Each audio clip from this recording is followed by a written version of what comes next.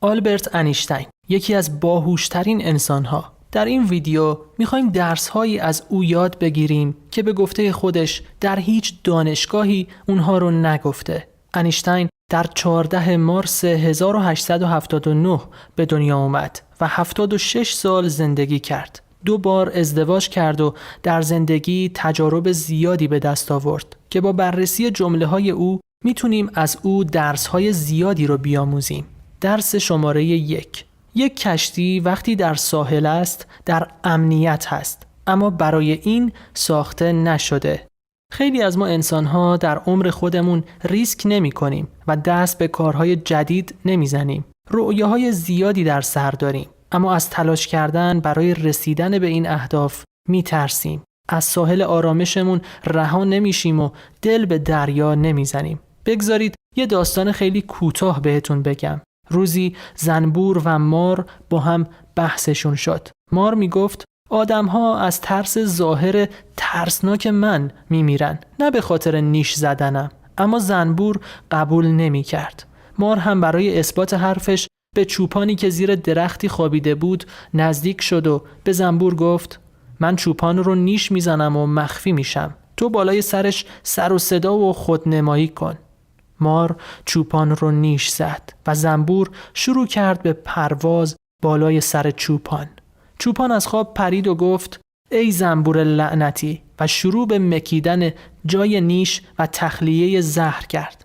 مقداری دارو بر روی زخمش گذاشت و بعد از چند روز خوب شد. چند روز بعد که چوپان دوباره مشغول استراحت بود، مار و زنبور یه نقشه دیگه کشیدن. این بار زنبور نیش زد و مار خودنمایی کرد. چوپان از خواب پرید و همین که مار رو دید از ترس پا به فرار گذاشت. او به خاطر وحشت از مار دیگه زهر رو تخلیه نکرد و پمادی هم استفاده نکرد. چند روز بعد چوپان به خاطر ترس از مار و در واقع با نیش زنبور مرد. خیلی از بیماری‌ها و مشکلات هم اینطوری هستن. انسان‌ها فقط به خاطر ترسشون نابود میشن. پس همه چیز برمیگرده به برداشت ما از زندگی، از اینکه نترسیم و دل به دریا بزنیم و کاری که می‌خوایم رو انجام بدیم.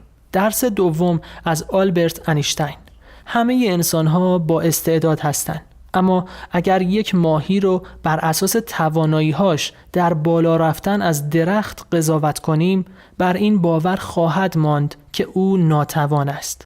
در واقع هر کسی استعداد خاص خودش رو داره. شاید یک نفر سخنور خوبی نباشه، اما در نقاشی عالیه. شاید کسی از ریاضی نمره‌های خوبی نگیره، اما در ورزش یکی از بهترین هاست. شاید کسی کارهای فنی رو دوست نداشته باشه، اما در هنر بدرخشه. پس در قدم اول ما باید خودمون رو بشناسیم، اینکه چه کسی هستیم، علایق و توانایی هامون رو شناسایی کنیم.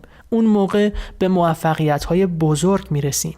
یکی از افراد معروف آمریکا برای نخستین بار به یه رستوران سلف سرویس دعوت شد. پس از حضور در این رستوران مرتب منتظر بود که شخصی برای گرفتن سفارش سر میزش حاضر بشه. اما هر ساعت منتظر موند، هیچ کس به سراغ اون نیومد. زمان گذشت و مشاهده میکرد که تمام افرادی که بعد از او وارد رستوران شدن همگی مشغول غذا خوردنن. این موضوع به شدت او رو عصبانی کرد و مدام با خودش در حال جنگ بود که چرا تو این رستوران هیچ کس برای او احترام قائل نیست و بهش توجه نمیکنه. در ذهنش مدام با این افکار درگیر بود، تا اینکه پس از گذشت مدت زمانی مرد دیگری بر سر میز کناری او نشست. شخص معروف با دیدن این صحنه دچار عصبانیت دوچندان شد. نزدیک میز اون فرد رفت و ازش پرسید آقای محترم، شما همین 5 دقیقه پیش وارد رستوران شدید. همین الان هم بشقابی پر از غذاهای رنگارنگ مقابلتون هست، اما من مدت زمان زیادیه که اینجا نشستم و هیچ کس برای تحویل سفارش من نیومده. علت چیه؟ مرد مقابل اینطوری پاسخ داد: اینجا رستوران سلف سرویسه. شما میتونید به انتهای سالن مراجعه کنید. از غذاهای روی میز هر کدوم رو که مایل بودید بردارید و سپس هزینه‌اش رو پرداخت کنید و غذاتون رو هم میل کنید. در واقع تو این رستوران همه چیز در اختیار شخص شماست.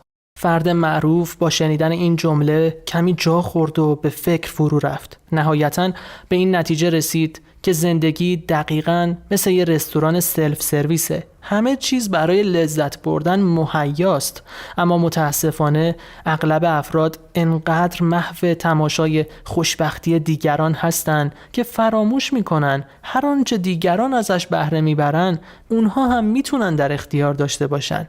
پس نباید بنشینیم و موفقیت دیگران رو نگاه کنیم و خودمون رو به ناتوان بودن متهم کنیم.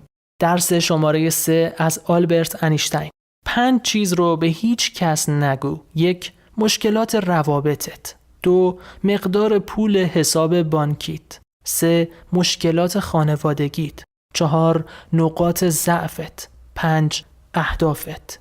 در سال 2009 پتر گولویتسر تست‌های جدیدی انجام داد که یکی از اونها به این شکل بود: 163 نفر در 4 تست متفاوت اهدافشون رو نوشتن.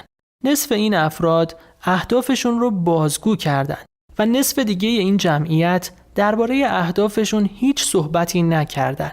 هر 163 نفر 45 دقیقه وقت داشتن که روی اهدافشون کار کنن و کارهایی انجام بدن که اونها رو به هدفشون نزدیکتر کنه. اما به اونها گفته شد هر زمان که مایل بودید میتونید دست از کار بکشید. نتیجه به این شکل شد: افرادی که درباره اهدافشون صحبت نکرده بودن میانگین 45 دقیقه رو صرف انجام کارهایی کردن که اونها رو به اهدافشون میرسون و زمانی که بعد از کار از اونها سوال پرسیدن که اوضاع از چه قراره، اونها گفتن کارهای زیادی باید انجام بدیم تا به اهدافمون برسیم.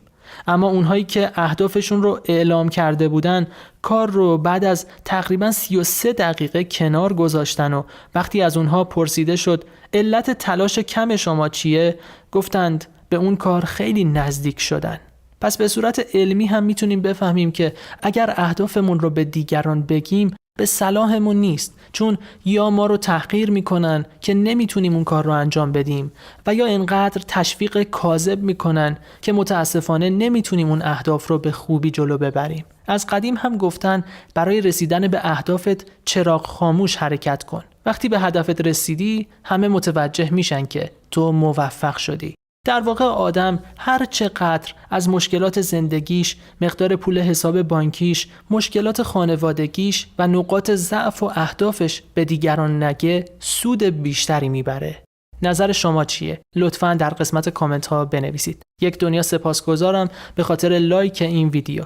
اگه علاقه دارید سخنان بسیار آموزنده افلاطون رو هم ببینید، لطفاً روی این ویدیو کلیک کنید. مواظب خودتون باشید. فعلاً بدرود.